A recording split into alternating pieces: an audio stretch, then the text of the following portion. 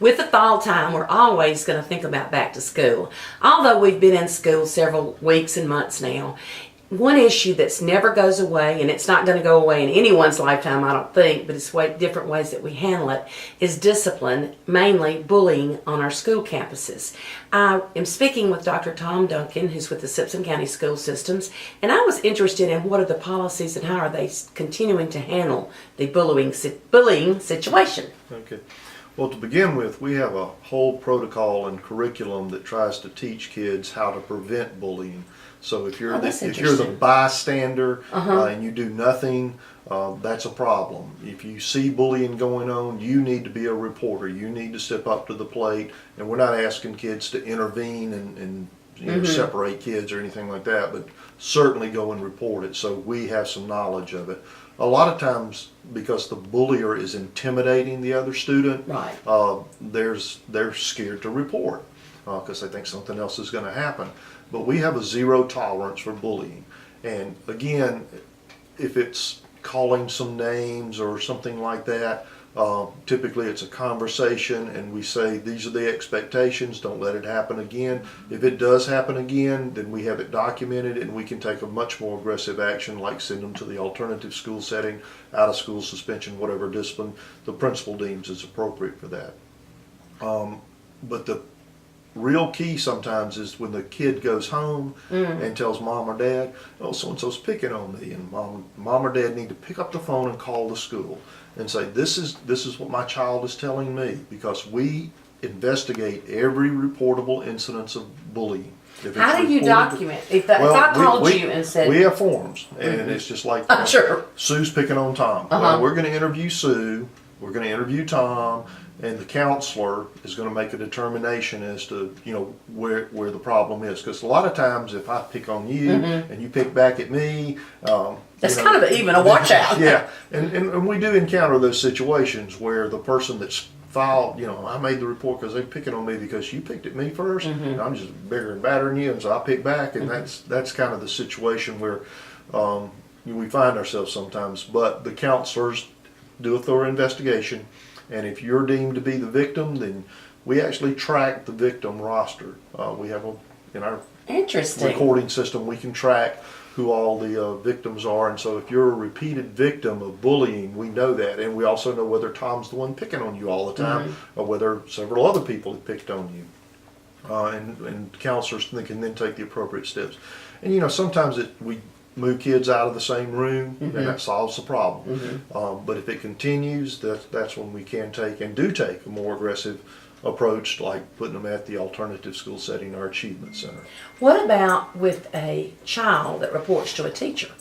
If the child reports to the teacher's obligation is to report it to the counselor. Because again, our protocol is not that the teacher handles the situation, the counselor handles the situation. I get you. And typically, most of our schools say an administrator also has to be informed. But the counselor in our protocol is the one that is required to do that investigation. So they're like the head bully person? They're the head bully person. And that doesn't mean that it can't be delegated.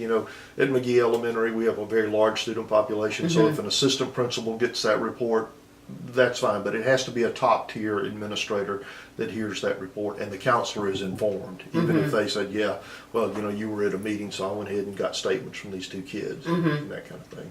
But again... But you don't push any bullying incident out. No.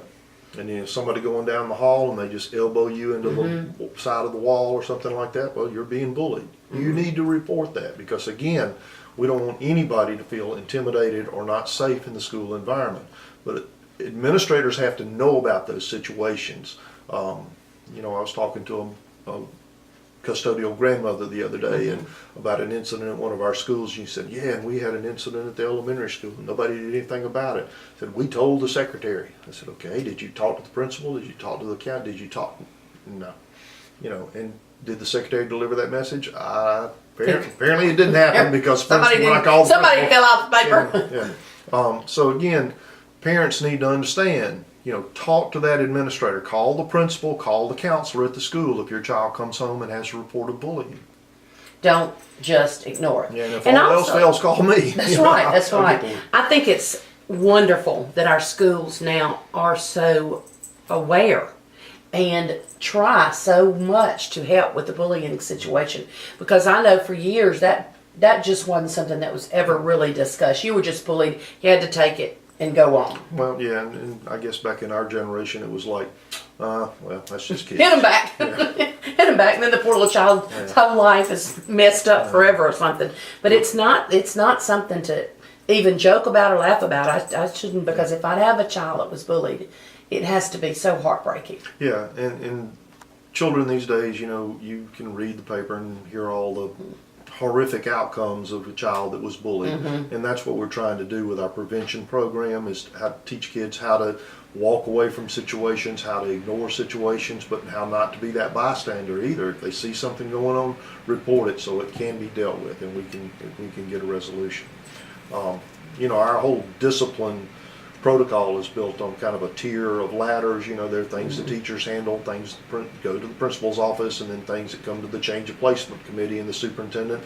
And if it's expulsion, the school board has to make that decision. So bullying can fall within that whole range of consequences on the discipline ladder. And that's why we have to investigate and see where is it on that ladder of events. I think mainly the thing I learned the most is it needs to be reported. And if you feel that something has not been done, then you might need to backtrack and be sure before we so quickly point at someone that we know that the school knew about the situation. Our children are so precious to us, and I know that they are to our schools, because these people would not be dedicating their life to their service of the children. And it takes all of us. It does take that village to raise a child. And I think one of the things too that Tom pointed out is if you see something that's not right, tell your child or encourage your child to step in. It can even be yourself at a ball game if you see something wrong. Don't really necessarily run from it. I know, we used to say under the bleachers. Something might happen under the bleachers at a ball game, and an adult would walk right by. So it's everybody's responsibility on bullying. It is. And I hope that you'll take your responsibility just as much as we do at the schools, and we will all think about our children. And I hope you have a great week, and remember that Magee and all our Simpson County schools are behind you.